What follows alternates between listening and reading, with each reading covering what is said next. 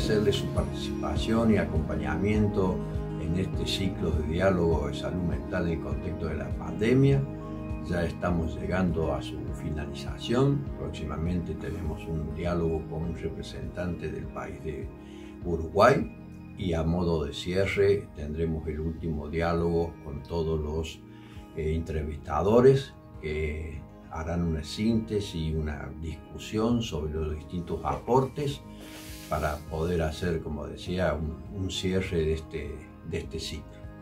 En el día de hoy nos acompaña un representante del país de Colombia, la doctora psiquiatra Marta Dallos, y como entrevistadora va a estar Florencia Stechina.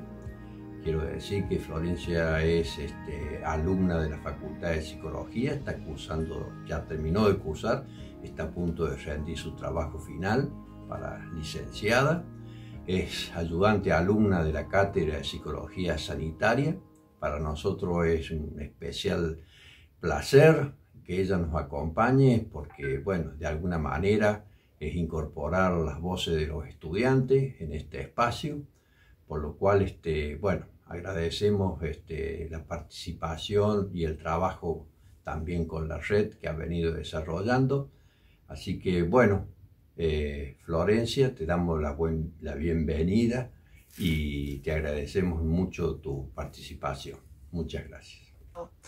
Bueno, a continuación vamos a hacer un ciclo de entrevistas con Marta Dallos. Es médica de la Universidad Industrial de Santander, en Colombia, es especialista en psiquiatría de la Universidad Nacional también de Colombia, especialista en educación, tiene estudios en política pública para la población en situación de desplazamiento forzado, que fue realizado también en la Universidad de Colombia, y en salud mental comunitaria de la Universidad de Chile. Es investigadora. Estuvo también haciendo investigaciones en equidad de género, violencia de género, y es docente también e investigadora de la Universidad Industrial de Santander. Buenas tardes, doctora. Un gusto poder estar en contacto con usted.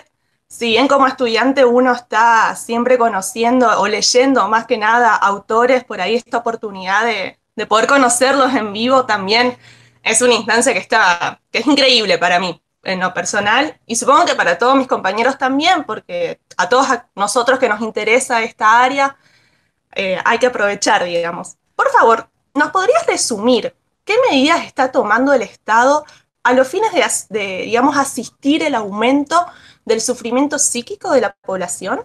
En Colombia tenemos un número de aproximadamente 22.000 personas confirmadas con COVID. Ese es el registro nacional. Creemos que hay un subregistro, pero pues ese es el registro que aporta día a día el Ministerio de Salud. En cuanto a la parte de salud mental, bueno, pues Colombia ha tomado muchas medidas, se declaró en estado de emergencia, lo que le permitió derivar muchos recursos del Estado para la atención. Y desde la salud mental, desde el primer momento desde el Ministerio de Salud se convocó a todas las organizaciones científicas, al Colegio Colombiano de Psicólogos, a la Asociación Colombiana de Psiquiatría, a los colegios de trabajo social, nosotros tenemos aquí algo que se llama el Comité Nacional de Salud Mental, que está creado por ley. Se convocó a todas estas instituciones para que empezaran desde el mes de marzo a crear lineamientos, a trabajar, a hablar con las poblaciones, y es así como ya hace pocas semanas salió una serie de lineamientos dirigidos a la atención en la salud mental, la prevención de problemas y trastornos mentales y la atención de problemas mentales en personas vulnerables. Por ejemplo, salió algunos lineamientos y recomendaciones para pueblos étnicos indígenas. Nosotros tenemos 106 pueblos indígenas, entonces es una población importante tener en cuenta. Diseñaron lineamientos para prevenir la violencia de género, que como todos sabemos ante cualquier evento catastrófico se aumentan. Lineamientos para cuidar y prevenir cualquier trastorno en niños, niñas y adolescentes, en adultos mayores, en profesionales de salud, en comunidad salieron algunos lineamientos para dirigirnos, para hacer educación, comunicación en salud mental en las comunidades y algunos lineamientos para los medios de comunicación, porque pues, usted sabe que los medios de comunicación tienen gran injerencia en cómo impactan este tipo de noticias en la población general. Entonces, aquí desde el principio fuimos llamados cada cual con su experticia a contribuir en la revisión y en la elaboración de documentos y ya tenemos una serie de documentos. ¿Cuál es lo que nos falta realmente en Colombia? En Colombia tenemos muchos documentos, escribimos bastante, pero realmente la operativización de esos lineamientos es muy difícil porque Colombia es un país que tiene muchas etnias, no tiene sino 5, pero muchos pueblos sí, tiene muchas zonas rurales dispersas y el acceso a los servicios de salud no son muy buenos. Hay poblaciones donde viven a un vuelo de 8 millones de pesos para ir al centro de salud y no hay operadores. Como usted sabe, estamos en el trapecio amazónico donde ha sido imposible contenerlo precisamente porque no tenemos servicios que lleguen a la población. La población tiene que ir a los servicios de salud, que es una dificultad grande. Entonces, esa ha sido como la respuesta en cuanto a lo teórico se ha hecho. Podemos compartir muchos documentos elaborados a raíz de la pandemia, pero creo que nos falta socializarlos y realmente operativizarlos. No todos lo conocen, no todo el mundo sabe que existe, de pronto los que contribuimos en uno u otro, pero no están difundidos y menos operativos. Bien, sí, eso tenía también dudas acerca de cómo era el acceso de las poblaciones más vulnerables a la salud debido a que, bueno, lo cotidiano se irrumpe, por un lado, y digamos el acceso o las maneras que las distintos grupos sociales tienen de poder acceder a esas pequeñas instituciones también se ven como irrumpidas, digamos, con esto de la pandemia, digamos, y el aislamiento que implica el no poder movilizarse de manera en grandes bloques, ¿no? Nosotros tenemos ahí dos características importantes. Una que de pronto las tienen otros pueblos en Latinoamérica, que es los pueblos étnicos están en zonas rurales dispersas, es decir, para ir allá tenemos que contratar vuelos o lanchas, son muchas horas de camino o de vehículo. Esa es una donde los pueblos están alejados de los centros y por supuesto de los centros de salud donde le pueden brindar algún tipo de orientación, educación o atención en caso de que lo requiera. Pero tenemos otro tipo de población que no accede mucho a los servicios de salud, es la población que está en medio de la guerra. Nosotros nunca hemos parado el conflicto armado colombiano, de hecho el confinamiento aumentó el conflicto armado en Colombia. En el confinamiento han muerto muchos más líderes sociales y las zonas del Pacífico, que son las que tienen más tierra, bueno, la Amazonía y la zona del Pacífico tienen muchos grupos armados diferentes, guerrillas, narcos, paramilitares, muchos grupos armados al margen de la ley, y eso confina a los pueblos. En esos pueblos es muy difícil que la población vaya a los centros de salud porque no les permiten movilizarse. Ellos mismos hacen su control, hay sitios donde no permite que nadie salga de las casas y pues este confinamiento y esta situación la están viviendo casi que sin atención en salud. Usted, doctora, ¿de qué manera cree que la pandemia está afectando a la salud mental de las personas? Bueno, yo creo que la está afectando de manera directa y de una manera indirecta. De una manera directa porque todavía no se conoce muy bien las tendencias de infección de este virus. De hecho, la OMS nos va actualizando, nos está contando día a día nuevas cosas que saben. No se sabe exactamente qué órganos, cuál es el impacto real que tenemos, por eso vemos que ahora parece ser que a los niños, niñas sí también les produce ciertos síndromes.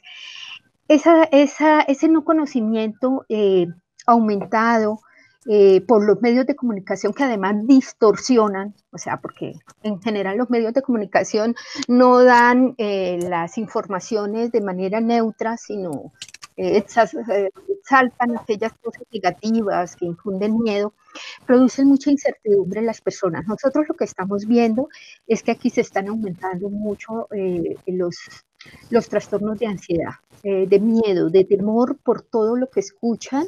De hecho, no hacemos sino repetir, por favor, no escuchen noticias, por favor, las noticias cada 3 días, por favor, las noticias una vez por semana, por el miedo mismo a todo lo que les pueda pasar. No saben cómo contagiarse, no saben si pueden proteger a sus hijos, a sus adultos mayores, no saben si están contaminando a sus esposos o esposas, y además tampoco saben si la infección va a producir enfermedad o muerte, que es lo que más tienen en la mente nuestros pacientes ahora que en esta época.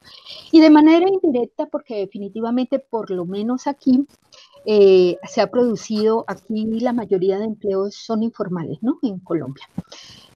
Nosotros no tenemos una tasa de desempleo muy grande, pero es porque se cuenta como empleo dulces en la esquina, estoy empleada. Entonces el DANE o el sistema epidemiológico del país lo cuenta como empleo. En el país se están perdiendo, y la mayoría de empleos relativamente formales son microempresas, aquí las llaman las pymes, que son empresas pequeñas. Esas empresas fueron las primeras que empezaron a quebrar, entonces quebraron familias. La incertidumbre de puedo seguir con mi empresa, puedo tener cómo mantener a mis hijos, lo económico se vino abajo, mis planes, mis proyectos de vida, lo que yo construí en los últimos 10 años se acabó.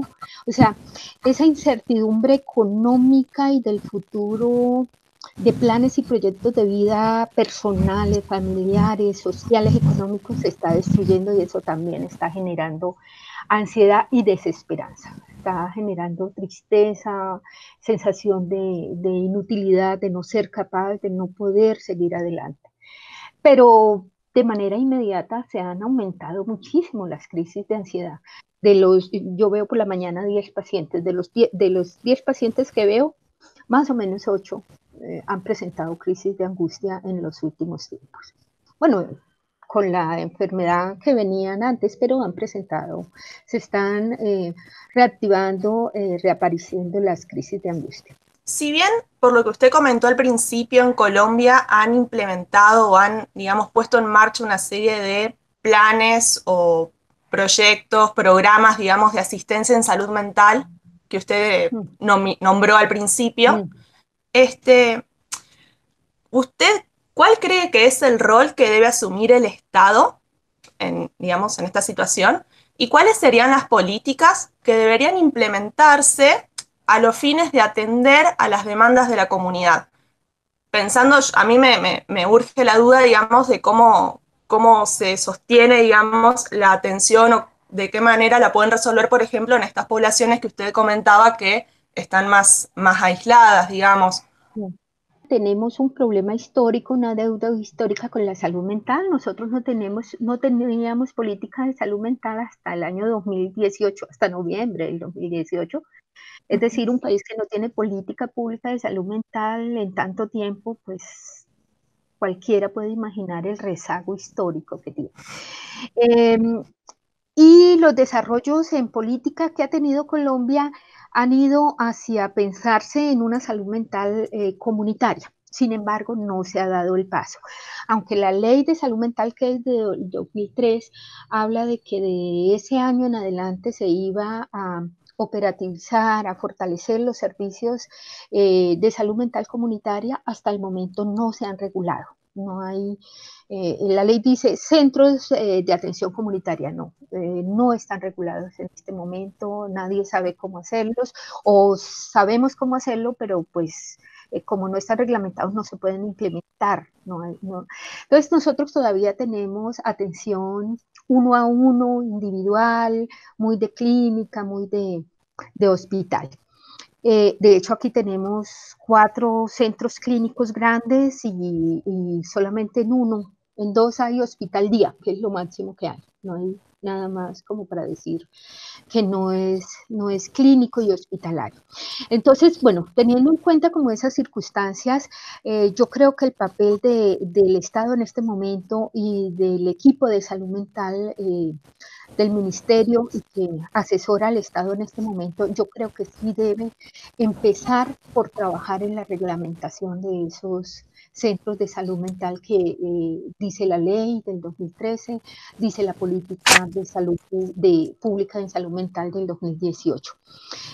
Porque de ahora en adelante ya sabemos que puede venir cualquier pandemia. No alcanzaría todos los psicólogos de Colombia, ni todos los psiquiatras, ni todos los terapeutas para atender los 48.000 colombianos que existen uno a uno como están diseñados nuestros servicios.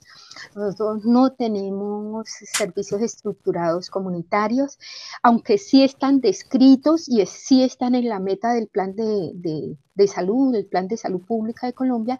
Creo que no lo hemos logrado y creo que hacia allá deberían ir las políticas, a reglamentarlos y a institucionalizarlos. Todos esos lineamientos que tanto hemos escrito por años, que se vuelvan realidad. Totalmente. Y el papel del Estado como tal, a mí me parece que en algún momento o en un momento inicial debe ser muy mediador entre las necesidades de los diferentes pueblos vulnerables. Nosotros aquí en Colombia tenemos una sentencia de la Corte que dice que cualquier política, cualquier programa, cualquier lineamiento debe considerar 4 poblaciones vulnerables y deben considerarse, que son las madres, las mujeres embarazadas, los niños, niñas, adolescentes, los pueblos étnicos indígenas, la población en situación de discapacidad y la población víctima del conflicto armado. Porque a diferencia de los otros países, nosotros tenemos un gran número de víctimas de conflicto armado. Eso dice la sentencia de la Corte, que siempre que haya una política, un programa, se tengan en cuenta. Entonces yo creo que el papel muy grande inicial de los estados en estas pandemias es ser un mediador, escuchar las necesidades de cada uno de esos pueblos vulnerables, de cada uno de esos facetas de nuestro país tan multicultural y pluriétnico, y posteriormente, una vez hacer ese enganche con los servicios sociales y los servicios de salud. O sea, nosotros tenemos mucha población que prácticamente está dependiendo de los servicios sociales, que no tienen un acceso directo, creo que una vez pasada la fase de mediador, de escucha, sí debe ser muy directivo hacia reorganizar y reorientar los recursos y los servicios hacia los pueblos más vulnerables. Con respecto a la formación de los futuros profesionales en salud mental, ¿qué cuestiones se deberían tener en cuenta para poder afrontar los nuevos desafíos? Nosotros aquí en Colombia nos dimos cuenta que las tecnologías están muy avanzadas, pero las instituciones educativas no lo están tanto. Nosotros no tenemos ningún programa, por ejemplo, en medicina que sea virtual o e-learning, puede ser presencial virtual, ninguno aprobado. Tenemos algunos programas de psicología virtual, muy pocos, y de hecho esos programas de psicología virtual en el país son subvalorados, ¿no? Nunca han sido tenidos en cuenta o son estigmatizados como de poca calidad. Ahora que nos enfrentamos a la pandemia y a todas las restricciones que hay, nos dimos cuenta que de pronto ellos sí tenían muchos más avances que nosotros en esto de la educación, y eso del estigma de que fuera de menor calidad no era tanto. Yo por ejemplo soy docente de medicina en la Universidad Industrial de Santander y hemos tenido un problema. Yo les decía al inicio, yo trabajo en varios niveles, en tercer nivel, en quinto, en noveno y en 11 y 12. Aquí son 12 semestres de medicina. De esos muchachos, solamente los de tercero entraron a clase, los otros están en paro porque no aceptan la educación virtual en medicina. Nos han impuesto muchas condiciones, pero es que tienen que hacer esto, pero tienen que hacer esto. Estamos en negociaciones, ya llevamos varias semanas intentando que los muchachos ingresen a las aulas virtuales. Nosotros aquí en la UIS no lo hemos podido, aquí hay otras 2 universidades de medicina que ellos han podido seguir virtualmente. En Bogotá también las universidades públicas, casi todas, los muchachos hicieron paro y están entre dando clases y no dando, pero creo que es un desafío muy grande utilizar todos esos desarrollos tecnológicos, los actores para ver una entrevista, la simulación, todo eso que se ha desarrollado, creo que no la hemos explotado lo suficiente y todavía nuestros estudiantes cuestionan o tienen muchas dudas acerca de la calidad de la educación virtual. Creo que, bueno, y no solamente los estudiantes, muchos profesores también notamos que tenían dificultad para acceder a estos espacios. La universidad hizo un curso obligatorio para todos los profesores y hubo mucha resistencia. De hecho, algunos se pronunciaron en contra, invocaron su derecho a la autonomía y a decir que no al curso. Muchos profesores, pues uno no entiende, ¿no? Era un curso gratuito donde nos enseñaban, etcétera, pero muchos invocaron el derecho a la autonomía y dijeron no, nos pueden obligar a hacerlo. Entonces hay mucha incredulidad todavía acerca de la educación virtual, tanto por parte de los profesores, pero los estudiantes que son muchachos virtuales, que se criaron en la virtualidad, es una cosa extraña. Muchos nos han dicho no entramos, estamos en paro, hasta que no nos garanticen que no vamos a ver pacientes en vivo. Colombia hace mucha práctica en vivo, ¿no? O sea, es de los países de pronto que más práctica en vivo hace, y eso ha dificultado el progreso. No hemos estado andando como a tono con la época, con el siglo XXI. Bueno, un poco siguiendo con lo que nos habías estado contando sobre la experiencia de trabajo que vos estabas realizando con los pueblos originarios, ¿qué experiencias podrías relatar que se vienen desarrollando, digamos, o que ustedes vienen trabajando con estos pueblos que relataste anteriormente? A raíz de esta pandemia, hubo un esfuerzo de varias instituciones, de varios sectores, y con la Universidad Nacional de Colombia, que tiene sede en el departamento de Amazonas de Colombia, y Sinergias, Alianzas Estratégicas, que es una ONG con la que yo siempre he estado vinculada trabajando con pueblos étnicos indígenas. Y con todas las asociaciones indígenas de la zona, por supuesto, hemos querido avanzar en el manejo, en el acompañamiento, en el acompañamiento para la comprensión del fenómeno allá en estos pueblos. Yo quiero decir que al día de ayer, por ejemplo, hay registrados 4.098 casos en esta área amazónica y 139 muertos, es decir, es una cifra bastante elevada, teniendo en cuenta que el número de pobladores de esta zona ya ha venido disminuyendo a través de los años. Es casi que un riesgo para la vivencia y la persistencia de estos pueblos. Entonces, teniendo en cuenta esa gran magnitud de casos, la Universidad Nacional, Sinergias, las asociaciones, las autoridades propias, nos hemos reunido en algo que hemos llamado el canto del tucán, que es un ave que manda mensajes muy importantes a determinadas horas del día. Estamos transmitiendo por una emisora, que es lo poco que llega a estas áreas muy dispersas.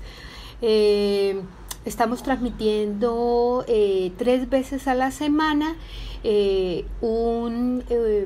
un curso como para fortalecer las habilidades en salud y en salud mental de auxiliares y de la comunidad, de auxiliares en salud pública de la comunidad, pero también de la comunidad misma. Los pueblos indígenas están organizados, muy bien organizados, y ellos tienen sus equipos de salud. En las capitanías no solamente hay grupos que trabajan en la organización, hay otros que trabajan en salud, otros en mujer en género, otros en colectivo.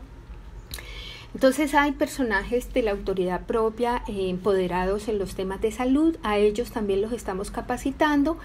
Se diseñó una cartilla que podemos compartirla con ustedes si quieren, una cartilla que va como profundizando los temas que se hablan día a día, y también se va poniendo tareas para que quienes están en el curso puedan hacer el trabajo colectivo con las demás familias y con todo el grupo de la comunidad en la que se encuentran.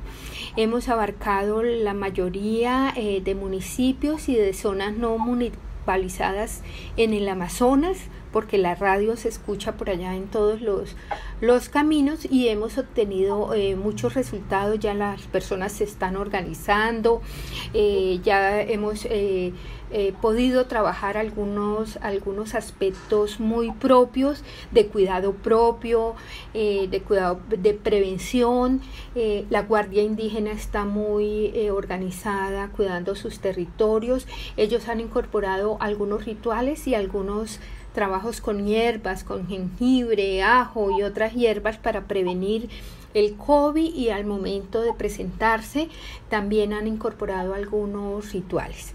Hechos como relevantes de esto, algunas profesoras de los mismos pueblos ya han transmitido o ya tienen una forma de transmisión desde los mitos, desde sus relatos propios, desde sus cuentos, a los niños y las niñas de las comunidades, de las escuelas, para que ellos comprendan y puedan integrarse como las medidas de prevención que se tienen. Súper interesante, me parece lo que me estás diciendo, al margen también de que se notan, a mi criterio, no sé vos qué pensarás, que, digamos, se han empezado a implementar estrategias de fortalecimiento, no solamente, digamos, de los que vienen a colaborar con o a trabajar con las comunidades, sino también desde la comunidad misma, porque son ellos también los que ponen, digamos, un montón de elementos, recursos, historias, incluso discursos que se han silenciado, porque esto que vos me decís de las plantas, de conectar con la naturaleza, es algo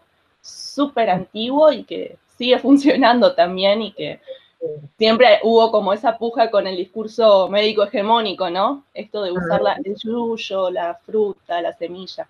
Me parece súper interesante.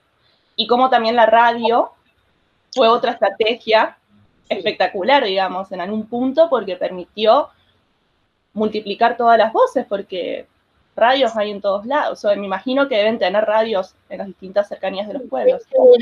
Hay radios en todos lados, y uno de los esfuerzos económicos que se hizo es entregarles radios a todas las personas que se inscribieron. Y se inscribieron no solamente personas de los equipos de salud pública, sino también los que hacen parte de las capitanías, es decir, capitanes, fiscales, bueno, todos los que están como en la parte organizativa de las comunidades, porque pues ellos son la autoridad ya, y ellos son los que pueden transmitir, organizar a sus familias, a su gente. Una cosa que me queda también ahí como en el tintero sobre estas experiencias con los pueblos que vos estás teniendo, digamos, y las ONG y todo el equipo de trabajo, el acceso a la salud, digamos, se siguió viendo dificultado poder subsanar esa demanda, o se generaron también otro tipo de estrategias para poder abordar, porque el COVID, me imagino, la pandemia llegó ahí a esa zona también. En ese punto específico nosotros seguimos teniendo falencias. Como yo decía anteriormente, nosotros tenemos zonas rurales dispersas, tan dispersas que, por ejemplo, están a 1, 2, hasta 3 días del sitio más cercano donde pueda aterrizar un avión, por ejemplo. Esa sola distancia ya pone una primera barrera, porque ninguna prueba COVID va a resistir esa prueba de fuego, que es no tener la cadena de frío en las primeras 72 horas, que es como se solicita. Entonces, muchos de nuestros pueblos, a muchos no hemos podido entrar con esas pruebas, porque están muy alejados, o sea, así la gente se vaya en avión, es a 3 días ida, 3 días vuelta, entonces muy probablemente esas pruebas pues no van a servir, así es que no tenemos diagnósticos exactos de algunos de los pueblos muy apartados. En cuanto a los elementos, una de las tareas que teníamos con las personas era que ellos hicieran como un balance de todos esos elementos de protección que habían adquirido como comunidad o que las instituciones de salud les hubieran entregado. Y ahí tenemos otra falencia grande. Y muchos de ellos están asustados porque dicen, el día que se nos muera alguien, no tenemos cómo sacar el cuerpo de la comunidad. No hay guantes, no hay tapabocas, no hay bolsas, las bolsas específicas para cadáveres con COVID. Entonces no se ha llegado a la totalidad. Se han fortalecido las áreas centrales, las capitales de los departamentos, sí, se han fortalecido con equipos, ha ido gente, han llevado ventiladores, han creado unidades de cuidados intensivos, un número limitado, pero se han creado. Pero ya en la población, en la zona rural, es muy difícil el acceso. Bien. Por esto esos medios de radio nos parecieron importantísimos. Si bien siguen presentando dificultades, también emergen alternativas para poder paliar un poco esta situación de aislamiento, como que el recurso y la creatividad siguen estando, por suerte. Por otro lado, o sea, pasando un poco también ya a lo que es tu país, una pregunta que era, digamos, sobre la realidad en Colombia, estos últimos 2 meses más o menos de la entrevista anterior a ahora, ¿si ha habido cambios? ¿Si ha habido algún tipo de modificación? ¿O si hay algún valor o algo que quieras comentar que se haya presentado? Claro, nosotros en la primera contacto que tuvimos todavía no teníamos un número significativo de casos registrados, bueno, porque tampoco teníamos pruebas.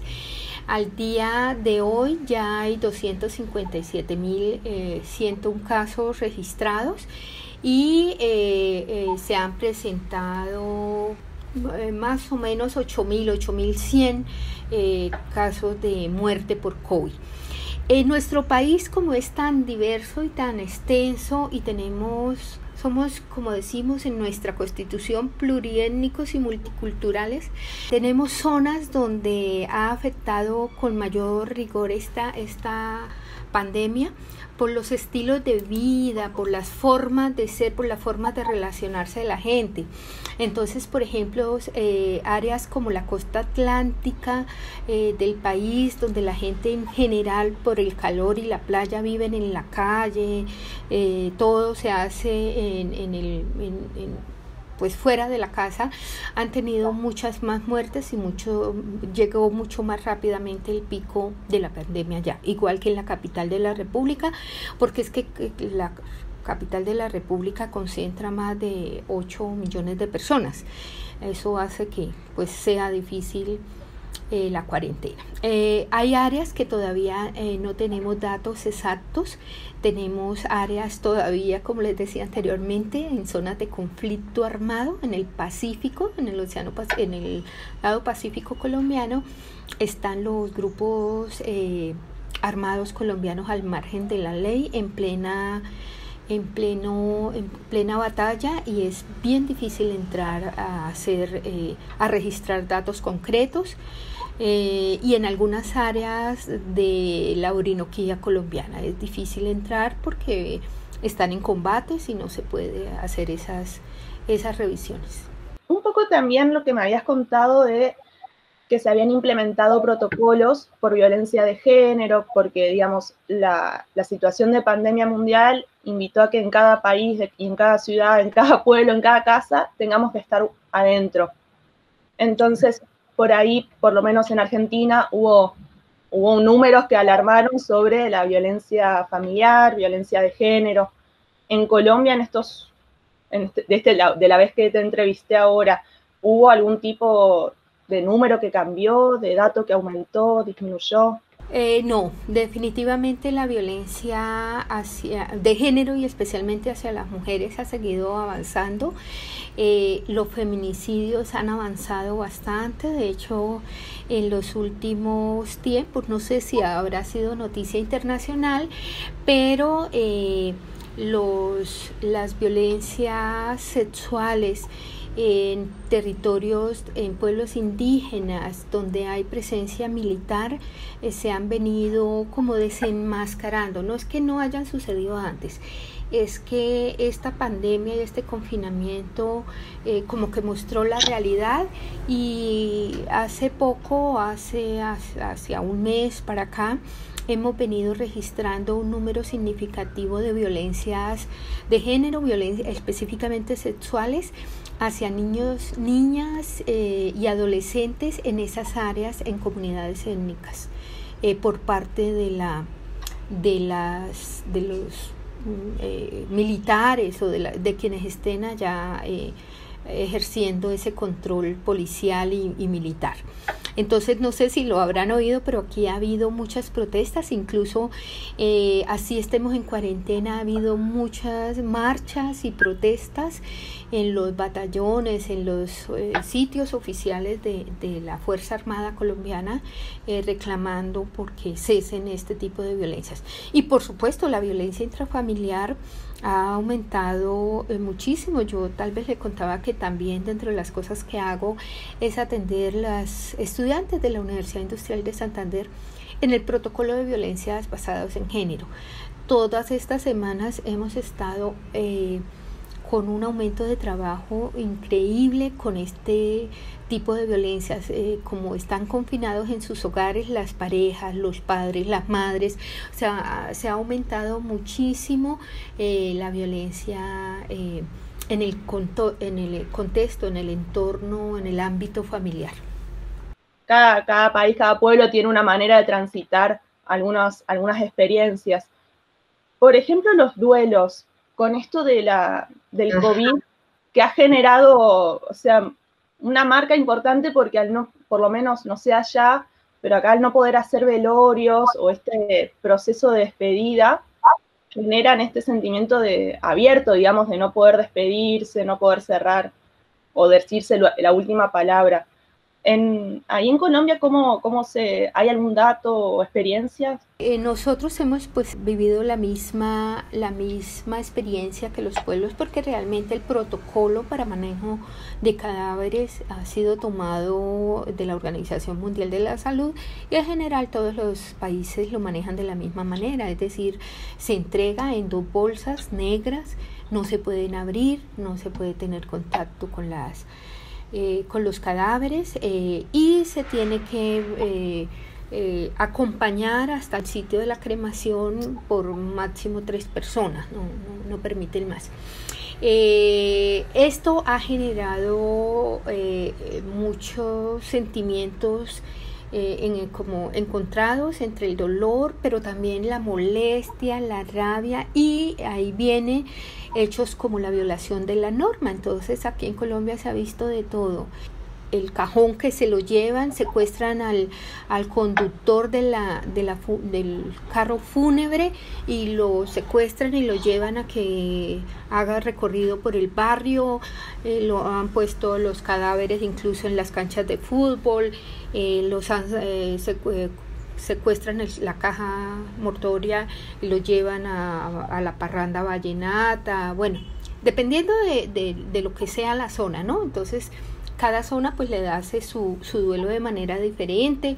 Arriba en la costa atlántica hacen mucha parranda vallenata y lo despiden con parranda vallenata. Han secuestrado conductores para poder disponer de los cuerpos y poder hacer estas cosas que, claro, entendemos que es entre rebeldía, rabia, ira, la incapacidad de hacer un duelo como normalmente se hace, pero también pone en riesgo a la población. En los pueblos indígenas amazónicos también esto se ha visto. De hecho, uno de los temas es manejo del duelo, y nos decían las mujeres que las primeras experiencias con muerte fueron bastante dolorosas, porque ellos mismos no sabían cómo manejar el caso. Y una de las mujeres nos relataba cómo después de la muerte de su padre, todos los compadres, los vecinos, todos fueron a su casa, al funeral, y en esa oportunidad se contagiaron muchas personas y estuvieron algunos bastante enfermos. Y ella hacía un llamado a toda la comunidad: mire, sabemos que nuestros rituales son importantes, mire, sabemos esto, pero nosotros casi nos morimos todos por el coronavirus, por favor, no lo hagamos. O sea, es muy difícil porque en general en la mayoría de pueblos los duelos se transitan con unos ciertos ritos que convocan gente, que convocan población. Entonces ha sido difícil también para nosotros. Es muy difícil desarraigar costumbres que son tan antiguas por ahí, sobre todo me imagino en los pueblos, que son transmitidas o que tienen un sentido también el despedirse del otro. Y el no poder hacerlo a veces genera caos en la cotidianeidad. Una consulta así a modo de duda que me queda. Los trabajadores que están en contacto con, o sea, los trabajadores de salud y salud mental, ¿han estado, digamos, más expuestos a enfermarse o a transitar experiencias por ahí que no estaban preparados para enfrentarse en ese momento o que no han sabido dar una buena respuesta? En Colombia tuvimos un problema grande. Los decretos de ley y todo lo que se despidió desde la presidencia de la República por esta pandemia, por esta condición especial del país, hizo que se generaran algunos lineamientos para los profesionales de salud de primera línea. Pero en un primer lugar no se habló de que los profesionales de salud mental fueran personal de primera línea.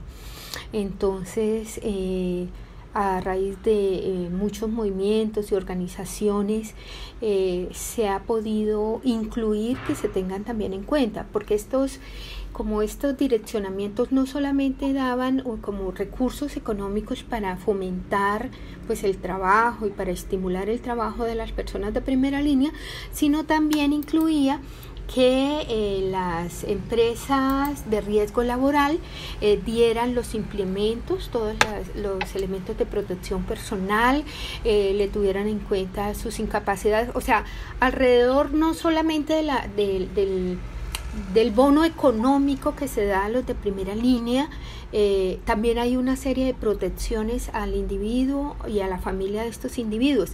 En Colombia no se tuvo en cuenta eso al inicio. En este momento, más por conexidad a lo que dicen los reglamentos, se está gestionando y se está peleando para que se logre adquirir estas como beneficios de protección, sobre todo los de protección para los trabajadores de salud. Y efectivamente ya hemos tenido varios psiquiatras, enfermeros de clínicas, un enfermero en Barranquilla de la clínica mental murió.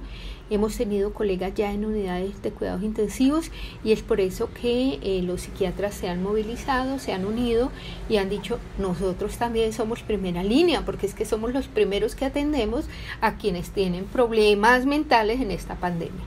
Bueno, preguntas me quedan un montón para seguir haciéndote, porque me parece que siempre, a medida que uno va preguntando, también se van abriendo 20 ramas más sobre esta temática.